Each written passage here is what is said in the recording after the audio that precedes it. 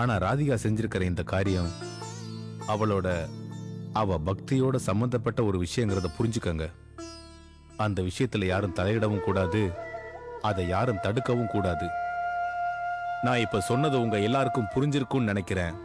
அதையும் மீறி ராதிகாவும் ராதிகா கூட நானும் என்னோட குடும்பமும் இந்த ஊரை விட்டு வெளியே போய் தான் ஆகணும்னா சொல்லுங்க. வாங்கம்மா. வா ராதிகா. நில்லுங்க சாஸ்திரி. சாஸ்திரியோட பேச்சுல நியாயம் இருக்கு. அவரை பத்தி எனக்கு நல்லாவே தெரியும். முதல் தடவை ராதிகாவை பார்க்கும்போது எனக்கு புரியல. ஆனா இன்னைக்கு ராதிகாவுக்கு கண்ண மேல இருக்கிற பக்தி இந்த பிருந்தாவனம் பூராவும் தெரியும். நீங்க எல்லாரும் ராதிகாவையும் ராதிகாவோட குடும்பத்தையும் இந்த பிருந்தாவனத்தை விட்டு வெளியே போகணும்னு சொன்னீங்கன்னா முதல்ல நீங்க ஒரு விஷயத்தை பண்ணணும். ராதிகா மனசுல இருக்கிற கண்ணனோட பக்தியை எடுக்கணும். சொல்லுங்க, உங்களால ராதிகாவோட மனசுல இருக்க கண்ணனோட பக்தியை எடுக்க முடியுமா?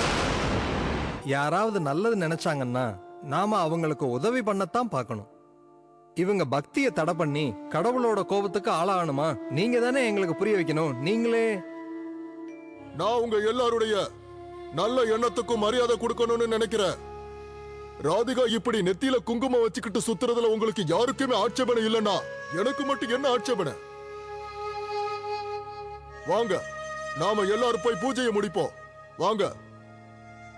போங்க போங்க. நான் உங்ககிட்ட ஒரே ஒரு விஷயத்தை பத்தி தான் சொல்ல விரும்புறேன். நான் இப்ப கூட ராதிகாவை கல்யாணம் பண்ணிக்க தயாரா இருக்கேன். அதாவது நான் இன்னொரு முறை முயற்சி பண்ணலான்னு இருக்கேன். ஆனா அது எனக்கு தெரியும் ஐயா. நான் ஒத்துக்கிறேன் ராதிகாவோட பக்திக்கு அது தடையா இருக்கும்னு. ஆனா ராதிகாவை பார்த்ததுக்கு அப்புறம், அவங்க கிட்ட பேசினதுக்கு அப்புறம் என்னால புரிஞ்சுக்க முடிஞ்சது, அந்த பக்திக்கும் சந்நியாசத்துக்கும் பெரிய வித்தியாசம் இல்லை. ஆனா ஒண்ணு, நான் உங்ககிட்ட கெஞ்சி கேட்டுக்கிறேன், நீங்க இதுக்கு எந்த தடையும் சொல்லாதீங்க. எனக்கு இதுல எந்த தடையும் இல்லை. இப்ப நீ எடுத்திருக்கிற இந்த முடிவு உண்மையிலேயே ரொம்ப நல்ல முடிவுன்னு தான் நானும் நினைக்கிறேன். இப்ப சொல்றேன், ராதிகா அவ நெத்தியில இருக்கிற குங்குமத்தை தொடைக்கிற வரைக்கும் நான் மௌன விரதம் இருக்க போறேன். அம்மா, ஏன் இப்படி தரையில உட்கார்ந்து இருக்கிறீங்க? உங்களுக்கு என்னமாச்சு? ராதிகா அவ நெத்தியில இருக்கிற குங்குமத்தை எடுக்கிற வரைக்கும் அவங்க மௌன விரதமா? சரி விடு, இருக்கட்டும். கொஞ்ச நேரம் பேசாம இருந்தா அம்மாவுக்கும் ஓய்வா இருக்கும்ல. மௌன விரதம் இருந்தா அவங்க உடம்புக்கு தானே நல்லது. உனக்கு பிடிக்கும்ல, அந்த சுந்தரகாண்டம் சொல்றதுக்காக பாகவதர் வந்திருக்காரு. நாம அங்க போகலாம். அம்மா, நீங்களும் சுந்தரகாண்டம் கேட்க வர்றீங்களா? உங்களுக்கு தான் அது ரொம்ப பிடிக்குமே. அங்க வர்றவங்க கூட உட்காந்து தாயம் விளையாடுவீங்களே. ஆனா இப்போ ராதே ராதே. யாருக்கு ஃபோன் பண்றீங்க? எங்க அப்பாவுக்கா? இல்ல, உங்களுக்கு இல்ல, ஏஜென்ட்டுக்கு கால். எனக்கு முன்னாடியே தெரியும் நீங்க எங்க அப்பாவுக்கு காலே பண்ண மாட்டீங்கன்னு. ஏன்னா நீங்க அவங்க கிட்ட சொல்லாமலே என்ன அமெரிக்கா கூட்டிட்டு போலான்னு பாக்குறீங்க. ஏஜென்ட் அவர் வேலையை பார்க்க போறாருன்னா நீங்க உங்க நான் என்ன சொல்ல வந்தேன்னா, அப்பாக்கு ஃபோன் பண்ணலாம்ல, அவங்க கிட்ட சொன்னா நல்லா இருக்கும்ல, அதான்.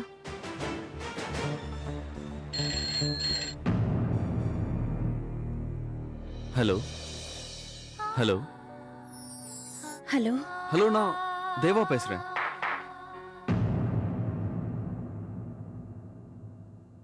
சொல்லுங்க. எப்படி இருக்கீங்க? நான் நல்லா இருக்கேன். நான் இப்ப சாஸ்திரி கிட்ட அப்பா கிட்ட பேசணும். இருக்காரா? கூப்பிடுறீங்களா? அது தேவா, நீங்க